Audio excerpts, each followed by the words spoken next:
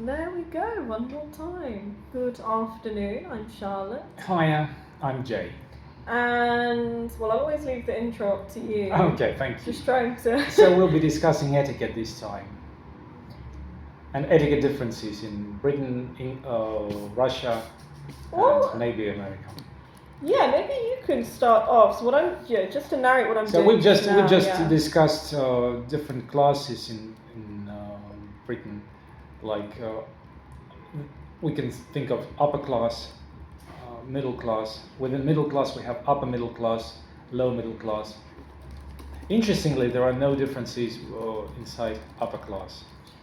And upper class means having a title, being.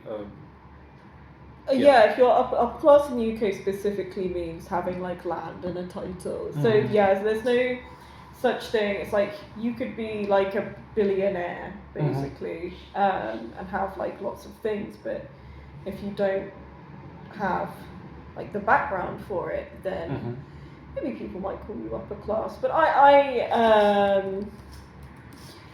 it does have to have, like, you have to have like the stamp of approval of it. Okay, yeah, so it says about the UK, the traditional 3-class model.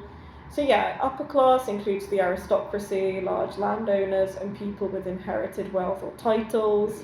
Yeah. Lineage and the origin of wealth matter more than current earned income. So that was, we don't need to touch upon that too much, just something I wanted to make clear. Have you heard anything about upper class in Russia? Or those people who value lineage and or speak about their parents, grandparents, ancestors, like who are upper class or something? No. What can you tell me about it? We used to have the so-called intelligentsia, and intelligentsia was used differently. So I think it's a term still used in English, although it's more commonly used in different contexts, like in Poland, maybe in Polish English, in Russian English, when we discuss, because it's more typical of these cultures. Like taikonauts, for example, are used in China, well, astronauts elsewhere. So this intelligentsia is a special term which was used to refer to the upper class people who had very good education and usually had a certain attitude, sometimes negative attitude towards the ruling class or towards the government, etc.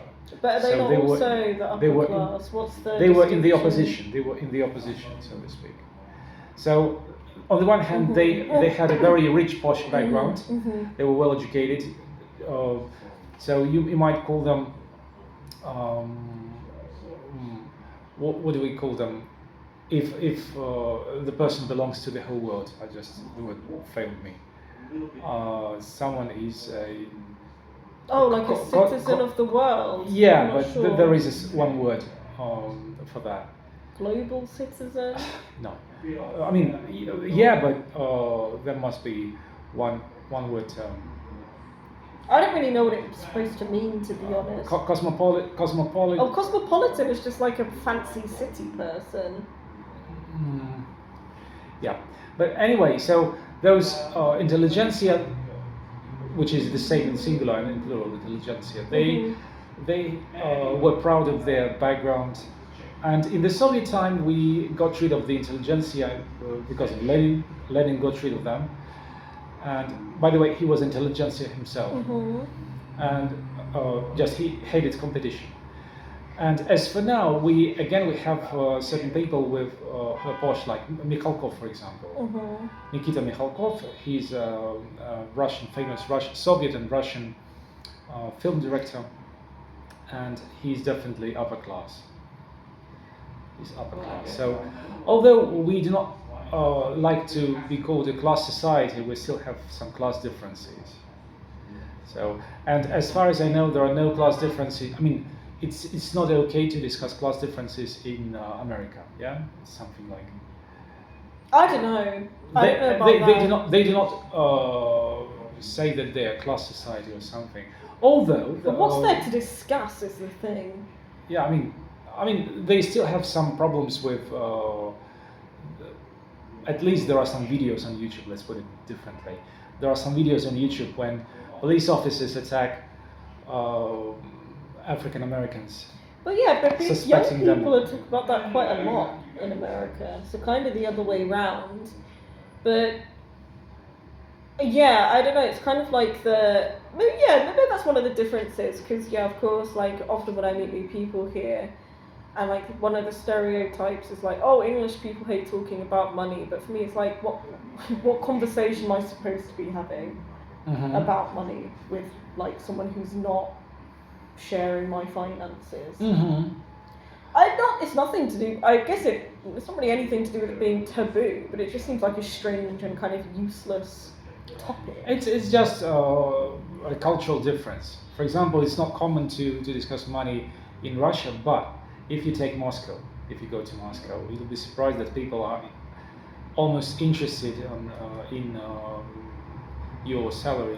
Yeah, so it's not. Yeah, because I think it's kind of it's not even a cultural difference. I think it's more like a context difference. Just like, of course, in Moscow you have people who like are more likely to be social climbers, let's say. And I actually do understand, like, if people want to know, okay, you do this job, how much do you get for that? Like, I do understand that as a question, actually, and how that might be useful. But I don't know, I hear this a lot, like, people are, oh, people are scared to talk about money, but I've never, like, thought about needing to know this information about another person unless it directly concerns Speaking me. of etiquette, asking about money in Moscow is not an awkward question. Although it's not liked by people from other cities, of course, because normally Muscovites earn more. But anyway, when they ask about someone's salary, they are not literally interested in the amount of money you earn, but they are more into your links and ties. So they would like to find someone influential to help them with their business, and they are usually interested in whether you can be of use in certain contexts. So this is the meaning of the question. This is kind of like a social sphere I don't have like really any knowledge about, to be honest with you. So yeah. I don't know, did you notice any differences when you went to the UK and US? One of the differences would be the attitude towards food. Okay, interesting. There's a huge difference between England. I mean, the way I see it, England and America. So in America, you would have enormous, huge refrigerators. That's true. Packs full with food, etc. So and this I had a typical American hobby, raiding the kitchen at night. But as for England specifically, there are many families who like to save food, and so they use it sparingly, and it's really different. I do think part of that as well, just because I did come back from the US just a couple of weeks ago actually.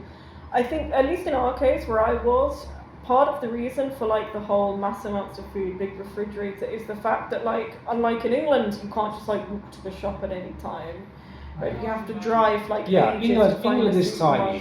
Yeah. America is huge. Yeah. That's why they have to drive all the way. I think because I think part of it is literally just the way they do shopping has to be different. Yeah. If that makes sense. Exactly. Yeah. In England we have corner shops, which literally are around the corner.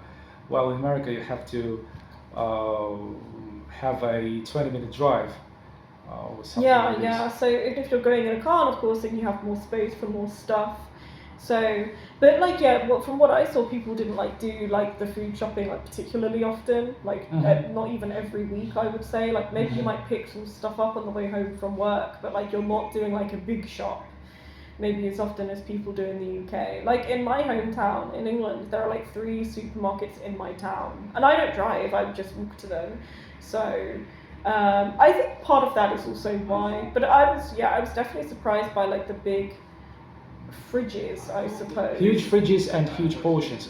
By the way, do you think that in England those from the upper class stratum would prefer smaller portions of something, like a cup of tea instead of a mug of tea? I don't know. I don't know anyone or from just this life. yeah, because when I be think honest. when I think of Americans, they usually have huge portions. Even it's a well-known fact that in McDonald's, they Americans have bigger portions. And which is cool actually. More bang for your buck. Think about what you asked me. 'Cause What? as I said, I actually don't know because I don't know anyone like from that life. But there could be something to be said for that because I think again, I preface this saying I don't know. I've never really witnessed that. But I do like associate like finger foods and like those small teacups, like tea parties and finger food, more with like people with like I don't know really fancy like aristocratic parties, but I wouldn't know. Just to show that they're not hungry, it's just an entertainment, like a treat. I guess they do also have like big banquets and meals, but as I said, this is not really based off of reality. I think it makes sense because when I was in America, again they like to boast that they know someone who is extremely rich. Like many people like to boast that they. Oh, that's an interesting one. Yeah, and when it comes to billionaires, we can even think of some examples, famous examples, when people show off by putting on dirt cheap jeans while they can afford a posh suit. So when it comes to extremely rich people, they like to show that they're rich not by wearing something posh, not by wearing something rich. Oh yeah, I guess they don't need to show it. And also like, you know, a lot of like clothes associated with, I guess we'll finish up like shortly, but yeah. Clothes associated with like wealth or luxury tend to be quite uncomfortable. This is something we could even talk about on Friday, because I think this is a big difference culturally between Russia and the West. And speaking of etiquette, is it okay to make a comment on someone's clothes, or like to compliment someone on their dress, or how would you compliment someone on their dress, for example? So I like your dress. I like what I like about it. Of course, it's okay to compliment someone, but I do think I think it could be an older generation thing here as well. Because I know a lot of older people in Russia. They don't do this very often, but I definitely heard it a lot more here. Like opinions on like what I'm wearing. It's just like I don't care. What do you possibly want me to say about this? Why do you think Americans? Maybe this is the last one. Why do you think Americans believe that Brits are more polite? Speaking of etiquette, yeah. Generally, they generalize that Brits are more polite, although, as we all know, Brits swear as much as Americans do. Thinking swearing makes you not polite is a Russian thing, so that's like irrelevant to the US and UK conversation. But well, it's more about, I think, American. I don't know. I can ask people, but maybe they don't think that. I think it's also this is the way the accent sounds. I think we do say like please and thank you and sorry a lot more. Especially sorry. Yeah. But yeah, also like when ordering stuff, you just say like, you know, can I please have? Whereas it made me laugh. My boyfriend's mum in America, the way she'd order would be like, I need. Yeah. So more which direct. Which is obviously fine in more America. Direct, like, it made me laugh. Yeah. So it's not rude. It's simply a different etiquette. Yeah, absolutely. Well, we can continue with this because I like this topic actually. Like, have a look thank you this book. for watching. Yeah. Yes, thank you. And have a good one. Bye for now. Bye for now.